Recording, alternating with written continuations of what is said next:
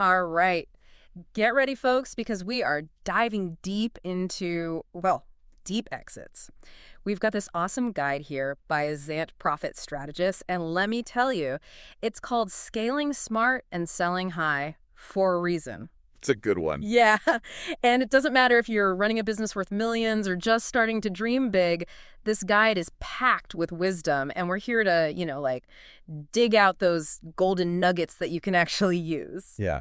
And one of the things that really struck me is how Zalant really pushes business owners to kind of think differently about what our company's worth. Yeah. Going beyond just the numbers on a spreadsheet. Right, so not just crunching numbers, but what Yeah. makes a business truly valuable to someone else? Exactly. It's like, imagine an archaeological dig, right? Okay. Zalant uses this example of a tech company, and they're so focused on sales figures, but they're missing something huge. Their own software, their proprietary software. They don't see, it's not just a product, it's this valuable asset. It could make money for years to come. And that's what makes it exciting to a buyer. Exactly. Yeah. Buyers, they'll pay a premium for that kind of potential. So it's about showing those hidden treasures, those things that maybe even the owner doesn't realize are super valuable. That's it. They call them key value drivers, like the secret sauce that makes a business stand out. Okay, so let's talk about this secret sauce. Yeah. What are some examples of key value drivers beyond just, looking at the financials? Well, they have this one example, this company. They totally nailed customer retention. Like, their sales were good, don't get me wrong, but their system for keeping customers coming back, amazing. Oh, wow. And that system, that strategy, it became a huge selling point for them. See, that makes me think about brand loyalty too, right? Like, that's something you build over time. You got it. Yeah. A strong brand, loyal customers, those are assets you just can't build overnight. And that's what makes them so attractive to the right buyer. It's like inheriting a house that's, move-in ready versus one that needs a ton of work. I like that. You're paying for the potential, but also all that work that's already done. Exactly. And it's funny you say that because it leads perfectly into what Zalant says about sustainable growth. They think building a business that can actually handle success is much more important than just expanding super fast. So slow and steady wins the race. I mean, tell me more about that. It's all about those strong foundations, Yeah. Like, they compare it to building a house. Would you rather have a skyscraper built on shaky ground or Or a solid house. a solid, well-built home that can grow over time? Yeah, you don't want your business to collapse under its own weight. But even with the best house, there's a right time to sell, right? And this guide seems to be really big on timing that exit. Oh, timing is everything. And the lens point is, it's not just about when to sell, but why that moment is the right one. For example, they talk about how market conditions can really make or break a sale. Oh, for sure. Like, imagine a tech company trying to sell when the tech industry is down versus when it's booming. Huge difference. So you got to ride the wave, strike while the iron's hot. Exactly. You need to understand your industry, the economy. You got to have your finger on the pulse to time your exit right.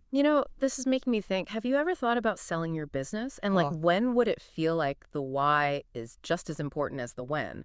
Tell us on social media because I bet it's different for everyone. Totally. And you know what?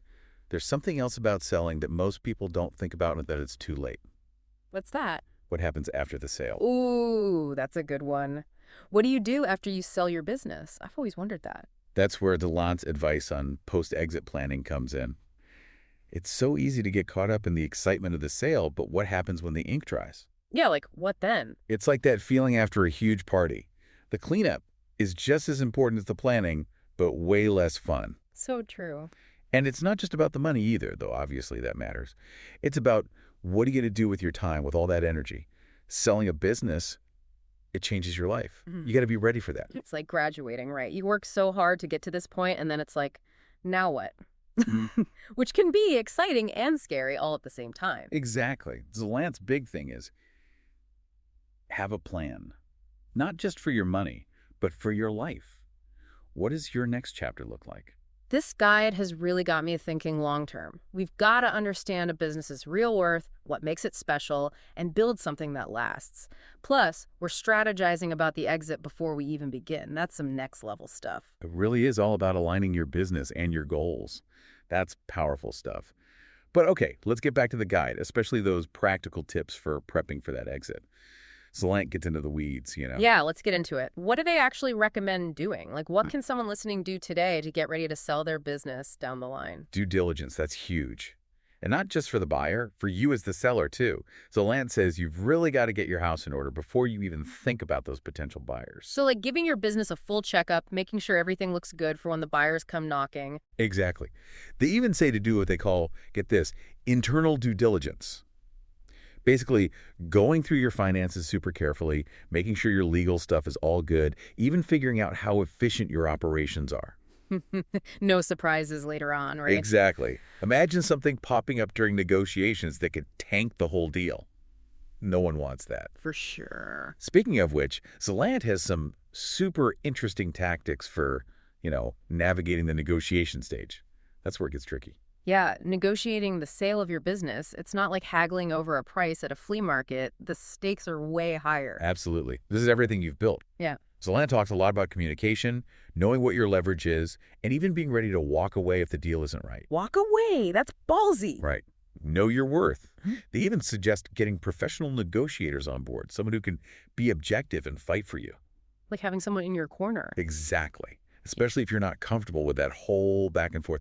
So it's not just about getting the highest price. It's about the right deal. Yeah. Makes sense. It's finding that sweet spot where everyone wins. Yeah. And a lot of that comes down to how the deal is actually structured. Okay, so let's talk deal structuring. What do people need to think about there? This is where it gets really interesting. Salant gets into all the different payment terms. You could do one lump sum, payments over time. They even talk about these things called earn-out arrangements. Earn-out arrangements. Yeah, so say you're selling a company with huge potential, but the buyer's iffy about the current numbers. An earn-out arrangement links part of what you get to how well the business does in the future. Oh, interesting. So if the company hits their targets or expands, the seller gets more money down the line. You got it. It's a way to incentivize the sale and share the risk and reward, you know. And Deland has some great examples of how to make it work for everyone. I like that. It keeps everyone motivated. Exactly. Of course, you can't talk about deal structuring without talking about taxes. Oh, yeah, taxes. Yeah. They always get you. Right. Zalando can't give tax advice, obviously, but they really stress working with tax professionals to figure out the best way to structure the deal and, keep more of your money. Well, they say death and taxes, right? Yeah. But hey, at least we can plan for one of them. That's one way to look at it. Yeah. But speaking of planning, there's another thing about this whole process that often gets missed. You mean what happens after you sell? We talked about that a little earlier, but it seems like this guide really wants you to think it through. They do, and for good reason. It's one thing to dream about life after you sell, but it's another thing to be ready for it. It really does make you wonder, what do you even do with yourself when it's not your business anymore? That's got to be a weird feeling. It's a huge change. You've put so much into this company, and then, bam, it's not your main thing anymore. That's why Zalando has this whole section on what they call the post-exit phase. Okay, so besides, the money, which obviously matters, what should people be thinking about during that time? What did Zalando focus on? Well, they start by saying, hey, reconnect with your own goals. It's easy to forget about those when you're running a business. They ask some pretty deep questions like, what do you want your life to be like without the business? What's important to you now? It's like you can finally hit the reset button. Exactly. Some people, they finally take that dream vacation, spend time with family, or even, pick up a hobby they haven't done in years. Zalando even tells these stories about entrepreneurs who finally had the time to do things they'd always wanted, like write a book or start a charity. So it's not just about retiring and doing nothing. It's like figuring out what work even means to you. Totally. Some people just aren't meant to retire, and that's cool. The guide talks about these entrepreneurs who started mentoring other business owners or investing in startups or even starting something totally new. Once an entrepreneur, always an entrepreneur. But didn't the guide also talk about legacy? It's not just about what you do with your time, but also what you leave behind. Yeah, they do. They have a whole part on legacy planning and philanthropy. It's about how you want to be remembered, the impact you make outside of your company.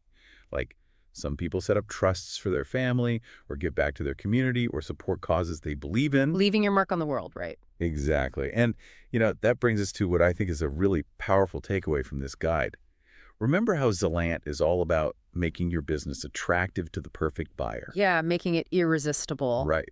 Well, then they turn it around and ask, what if you were the ideal buyer? Whoa.